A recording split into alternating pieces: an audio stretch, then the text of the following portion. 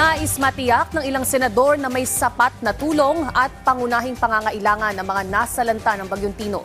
Yan ang ulat ni Daniel Manalastas. Kasunod ng matinding pagbaha na inabot ng mga taga Cebu dahil sa bagyo.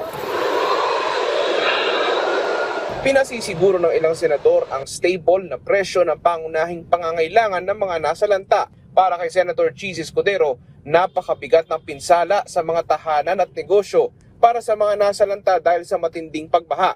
At ang pinakamahalagaan niya ay sapat ang pagkain, gamot at materyales para makumpuni ang mga nasirang bahay. Mahalaga raw na walang gulangan pagdating sa presyo. Kanina natanong naman ni Senator Pia Cayetano ang NGCP sa pagdinig sa Senado tungkol sa mga naapektuhang transmission lines dahil sa Bagyong Tino. Restoration efforts. We are continuing our restoration efforts, and out of the 55 lines affected by the typhoon, we have restored 50, and the remaining we target completion tomorrow.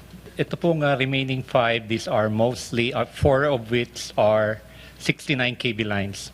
Very main backbone of the Visayas grid has been restored already. So these remaining 69 kV lines affecting Leyeco 3, Dorelco, Leyeco 4, Soleco, and Sebeco 3. So saan yung mga areas na It is yun? in Leyte, Madam Chair, and in Cebu. Kasi pag sinabi mong 50 are already restored, 5 ang remaining. Kala ko naman parang isang barangay lang. Binanggit mo probinsya, so parang malaki-laki pa yata yun. Nagpaalala naman si Senate President Tito Soto III na ang calamity funds ay maaaring ma-avail ng mga lokal na pamahalaan kahit pa walang deklarasyon ng Pangulo ng State of Calamity. Sa ilalim ito ng Republic Act No.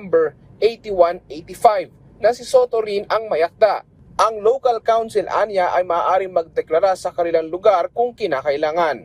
Daniel Manalastas para sa Pambansang TV sa Bagong Pilipinas.